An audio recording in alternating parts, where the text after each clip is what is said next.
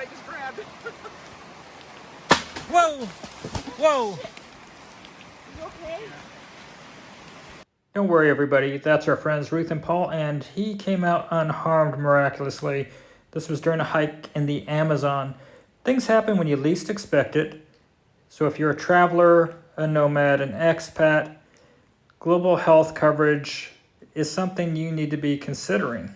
So now we are re-releasing a video this week that we released last week because we were hitting on the topic of international health coverage and travel insurance, which is a topic that many of our 27,000 subscribers have asked us to do videos about, but for some reason it was squelched by the algorithms out there. So we are redoing the video and re-releasing in hopes that it gets the audience that's looking for it. After a full week of release of that video, only 1,400 views happened. And so if you're one of the few that actually got to see that video, we understand if you don't watch this one the entire way through. Despite having a 99.2% like rating on the previous video, we just don't understand the algorithms and why some videos make it big and some just seem to stagnate. If you are new, I'm an early retirement traveler with my wife Julie, and I retired from a life as a health and life insurance agent from the United States. So I'm giving you my expert opinions and knowledge about products and things you should be considering while traveling abroad within this video. We are also touching on our real-world experiences regarding medical care abroad. While I actually enjoyed our time in the Amazon, Julie not so much. She picked up a parasite in her stomach and it made her time in the Amazon quite miserable. She actually, in fairness, did not pick it up in the Amazon, but while in Cuenca, Ecuador. So she received the local treatment as her issues were developing, but this was a long ongoing process for her to go through her healing process. And she actually was continuing with some of these side effects and ailments well into her time in Europe. So I hope you appreciate her struggles, as she was a trooper in many of these videos, especially while on the trip in the Amazon. The taste, it's the feel, because it numbs the mouth. Now we're going to jump into last week's video release. Today we're going to talk about international medical insurance, health insurance, international health coverage. Goes by a whole lot of different names out there, but basically you want to be able to cover your butt when you are abroad and something goes wrong. So today I'm going to discuss with you, and Julie's going to discuss with you, our history with medical care while we have been outside the United States, slow traveling as expats and nomads, primarily through Europe. And we're going to talk about various health coverages and how you should look at them, and maybe some ideas of how you can put them into your plans and make them affordable. But as a little bit of background, for those of you that don't know, Julie and I, my name's Warren, we've been traveling with our two dogs for over 4 years now. I'm early retired, and initially during my retirement, my former life, I was involved with insurance. I was a licensed insurance agent. However, I always worked with large companies for their employer groups, or I worked with brokers covering areas of the country and trained the brokers about the products for the company that I was working with. So I was never really dabbling with the individual programs. And so when Julie and I decided that we're going to retire and travel abroad, I did a deep dive into various forms of international medical coverage. And we finally decided upon a program for us that gave us a $1 million maximum coverage each, $2,500 deductible. And it was at that point $185 a month. It's about $240 a month right now, because as you get older, the costs go up for these. So I think we've got a pretty good amount of coverage for what we're paying per month. Now, as we started doing the YouTube channel, I would get people all the time writing about, hey, what kind of medical coverage do you have? What are you doing? And I would be constantly referring people out to the company that we were getting our insurance through. So it finally dawned on me after probably about 24 people going over there that, hey, guess what? You have an insurance license. You might as well get appointed with these people and at least make something from all of the referrals. So I want to just real quickly tell you that yes, I'm still retired, but yes, I am now appointed with 4 of the different insurance carriers, some of the best carriers in the international health coverage market. And I'm trying to help people find the coverage that will be best for them. However, I'm encouraging you all to do your research, and if you want to run quotes on different programs, I want you to go to warrenjulietravel.com, and in there you'll see the 4 different carriers that I'm representing. Currently I'm appointed with Cigna Global, Geo Blue, IMG, and Safety Wing, and they have different pros and cons for each of them. You can go there and run a quote for yourself and check things out. But if you need my assistance, feel free to send me an email to warrenjulietravel@gmail.com. But understand, we're traveling, I'm traveling, I consider myself retired, so it can take some time for me to get back to you. Maybe it's going to take 48 hours or a weekend or a few days, so please be patient with me on that. It doesn't change the price if you go through our website and if you do the link and go through me as your agent. And I need to make sure that I'm clear on that. Julie has no insurance license. She's not involved on that part of the business at all. While we're focused mostly about insurance for expats in this video and expat coverage, I want to talk a little bit about travel insurance also, because having international travel insurance is not the same as having international medical insurance. So international travel insurance or travel insurance when you're traveling is good if you're having layovers you weren't expecting, you lose luggage, you have to have a stay at a hotel unexpectedly potentially, but it also oftentimes will have a global medical coverage of some sort of a limited capacity to help cover accidents that you might have while you're traveling. It should not be confused with a broader international global medical insurance. Having travel insurance is important also potentially, and you can find policies through IMG that will have travel insurance, but also there's components of the Safety Wing program that will have travel insurance, so that if you have situations that will help you to be covered and stay whole during your adventures. But there's programs that are made for traveling, not for full-time expats. So while you have your expat medical coverage, you'll have coverages for people taking a 2-month, 3-month, or even a 2-week vacation, and those need to be looked at as well. And I'm going to encourage those of you taking short-term trips to look at the IMG Patriot Plan. You can do anything from like a 10-day stay up to a 12 months if you're wanting to do a Patriot Plan. That's going to give you more coverage. And then the travel coverage, a lot of times people might bundle some travel coverage in with their shorter term travel policy for medical coverage. So does that make sense? Hope so. Now hopefully some of you understand the difference between travel insurance and expat health coverage or expat medical insurance. So let's talk medical insurance. But insurance is something many people decide that they're going to travel without. And there's different aspects to travel insurance and international medical insurance that maybe you need, maybe you don't need. You know, when we look at our travel experience as we've traveled around Europe, we have never hit our deductible. We have never used our insurance. We paid on it now for years. And we have a $2,500 deductible. If we went with a low deductible, zero deductible, yeah, we would have used our coverage, but it costs a lot more. And I'm not going to be the type of agent that's out there trying to make you pay for the most for coverage when it's not necessary potentially.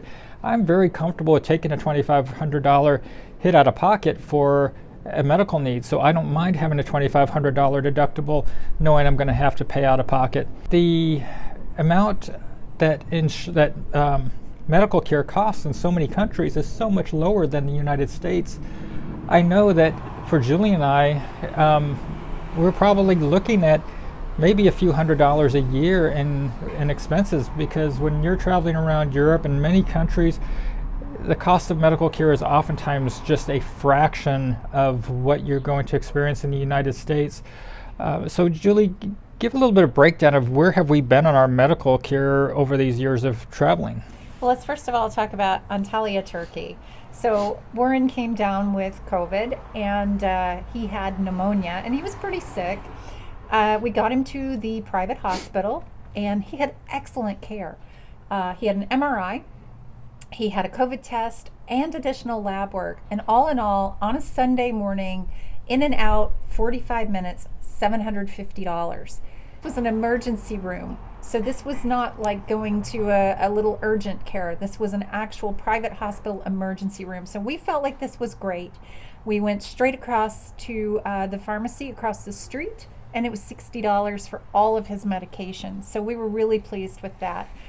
Another one that happened was, we'll go to me. We were here in Kotor, Montenegro. I've had a lot of gastrointestinal issues over the years. I was quite sick. I went to a gastroenterologist. He spent an hour and a half with me for the consultation. I had a gastroscopy done, which is a tube down the throat into the stomach. And I also had an EKG performed to make sure I could go under twilight anesthesia. And that was $234.74 out of pocket. So those are two fantastic examples. Another one happened in South America, in Ecuador. I had a parasitic infection. I went to a general medicine doctor.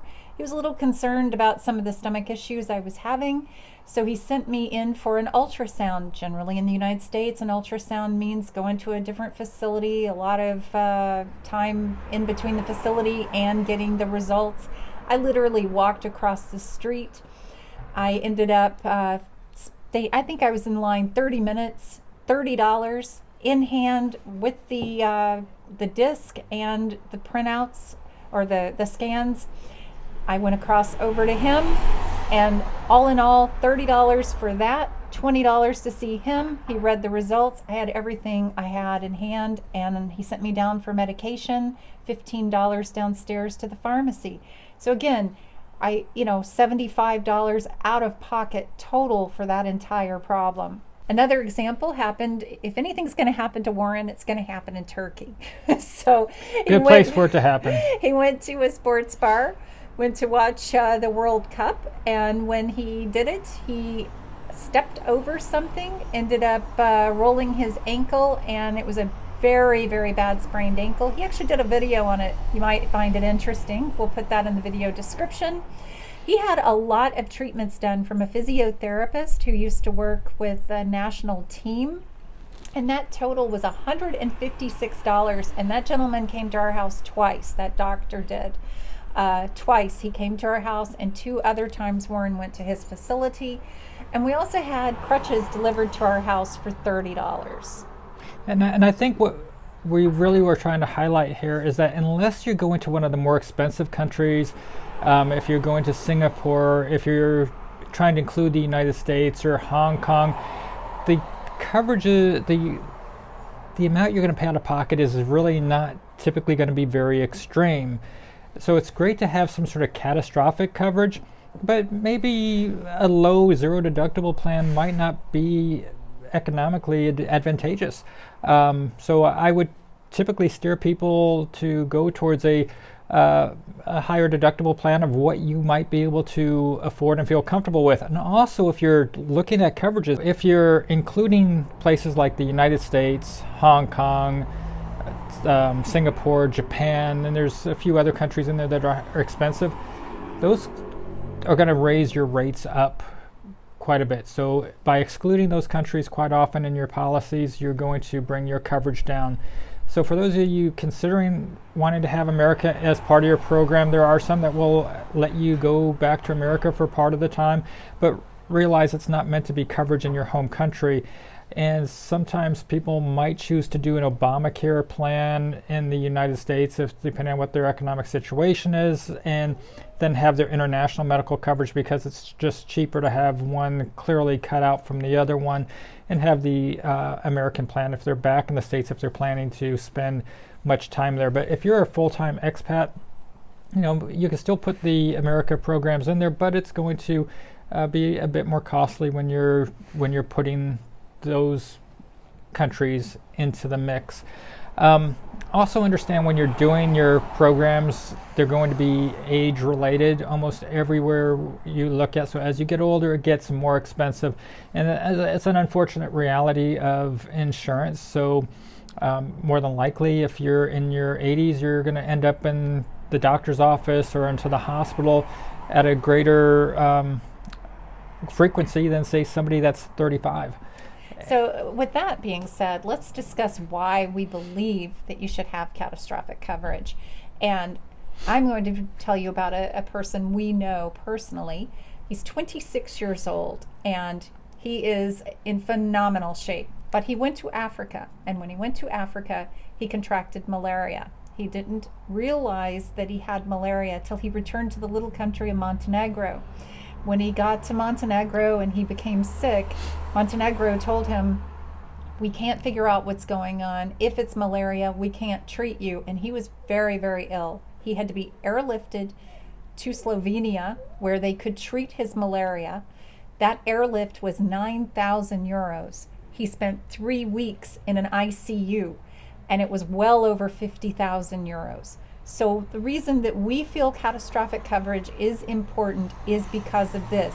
He was fortunate. He has enough money to afford this kind of catastrophe. But again, he had Montenegro insurance. He had it through his corporation, but it didn't cover him in Slovenia. So it's something to think about. That's one of the extreme circumstances that can happen. That's really a reason to have the coverage at least over that threshold that you're comfortable with dealing with. Maybe it's a $5,000 or $10,000, but having that coverage in there. And also, if emergency evacuation is something you're concerned about, that's something to make sure that is in part of the program you're looking for. There are riders that go along with a lot of these programs. Sometimes it has to do with dental or vision, and the dental and the vision are also quite affordable as we're traveling around. When I was down in Turkey, I spent $88 for a year's worth of contacts here in Montenegro. I'm going to be more like about $120, I think, for my year prescriptions because I have astigmatism to get my contacts for a year supply. So depending on where you're going, things could be a little bit more expensive than other places, but still typically affordable. Dental care, Julie, you were in the dentist, and what was the Montenegro dentist charges? So I had to have 3 root canals and a minor surgery on my mouth, and it cost $295 out of pocket cash. Yeah, so while there are riders out there for different things, you can add on some life insurance and things. I'm going to try to just tell you, pay for what you think is going to be in your best interest, what's going to help to make your life more secure. But I don't want you spending money on things that maybe aren't necessary, and just depending on how much risk you think you're going to be at, take the plans that are going to cover what you think are going to be best for you. Now, there are different types of programs, and several of them are indemnity, which means that you will pay for your services first. If you have medical care, you're going to be paying out of pocket with cash or credit, and then you would submit your claim for reimbursement. However, pretty much all of them, when something major happens to you, your plan will work with the facility or try to work with the facility that you're at and set up direct payment with them. I had a lady that recently found herself injured while she was on her honeymoon, and she had a situation where her husband ended up having to leave her to go back to the States because she ended up having to still have some treatments going on, and this was in Portugal, and she stayed behind and was getting treatment, and the insurance company worked things out with the surgeon, with the hospital, so that she did not have to come out of pocket for an extreme amount of money initially, so that things were being covered. They gave the verification of coverage. And so, depending on the program, that particular one was with IMG. And by the way, Julie and I are with IMG, Global, and Cigna. They're both great policies. A lot of people have them. And looking at those programs, there are some really great pluses to them, but they can be more costly. It's hard to sometimes compare these programs to apples, and the deductibles could be different, the types of coverages are different. I'm going to tell you that if you're going in and you're playing with these programs, I want you to play around with your coverages. Do you need outpatient coverage? A lot of people are just opting for the inpatient coverage. So look at outpatient, inpatient coverage. They'll have different deductibles sometimes, and tailor make the plan that you think is going to be right for you. I encourage you to go to the website warrenjulietravel.com and go into these links that we have and set up your program and look at what you think is going to be your best fit. And the safety wing is really cut and dry. I'm going to recommend Safety Wing to the young digital nomads out there. It's inexpensive coverage, and it takes care of the young and the healthy. If you get older, you have more limitations on the coverage, and I'm not recommending it to the people that are typically going to be 40 and older. But if you're a young person, Safety Wing, or looking at the IMG Patriot program. And if you're an employer and you're looking at groups or something like that, come to me. I can look at some of these different programs for your employees if you need to have benefits for them. But there's programs set up for sometimes the students or missionaries. If you've got a group that's on a maritime type of thing with sailors of some sort, there's programs for that population as well. So you can reach out to me and I can help to see what we can do to find something for your groups. But on an individual basis, I can tell you that this stuff is really esoteric, and that even though I've looked over all of these programs, if you caught me on the phone suddenly and start asking me questions, I'm going to need to go dig into some of this stuff and research. So I'm going to apologize to you, but there's a lot of information here, and depending on your certain situation, I'll need to go in and take a look. So I'm going to encourage you to look at things first for yourself, but if you need me to help you dig in further, reach out to me. I'll try to see what I can do to come up with a solution for you and run some quotes for you if I need to. But I'm going to encourage you guys to try to do some of it first on your own and see what you think, and then come to me, and I'll try to clarify things if I can. And we also get a lot of questions about language barriers. People want to know, when we go see doctors, when we go see dentists, how do we deal with that? And honestly, we don't find it to be an issue, because most of these countries have English-speaking populations. And if they don't, our Google Translate will generally get us by.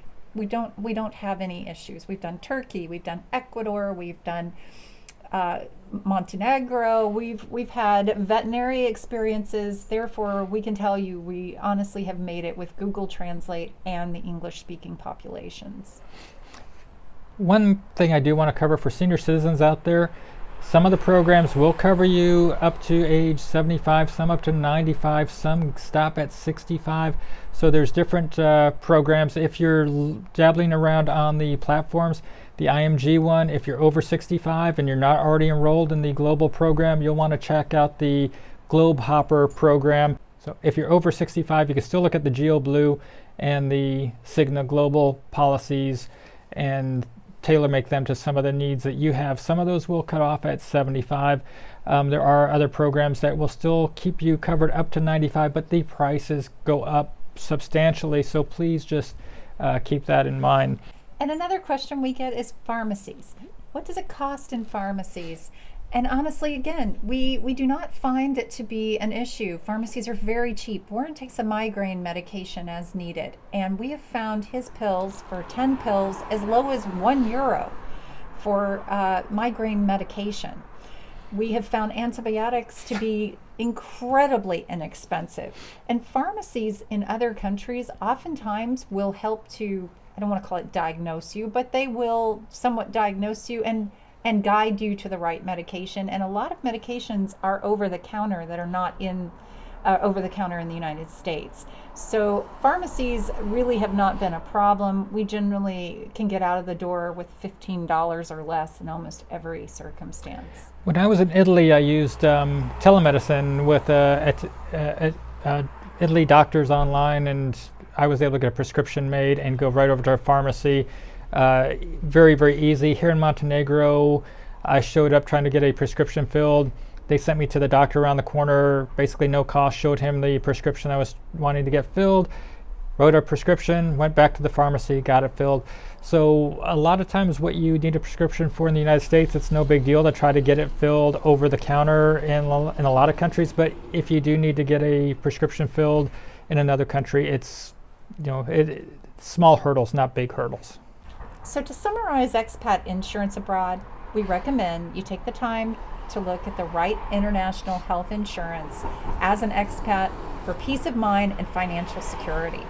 And we encourage you to explore more tips on expat living or share your own experiences with international health insurance in the comments section. We invite you to subscribe for future videos on expat lifestyle and insurance. As a reminder, we're traveling with our 2 dogs, trying to see what it's like to live in different countries, different places, and we're trying to share our experiences and expenses with you. So until next time, have a great day, everybody. Bye-bye. Ciao.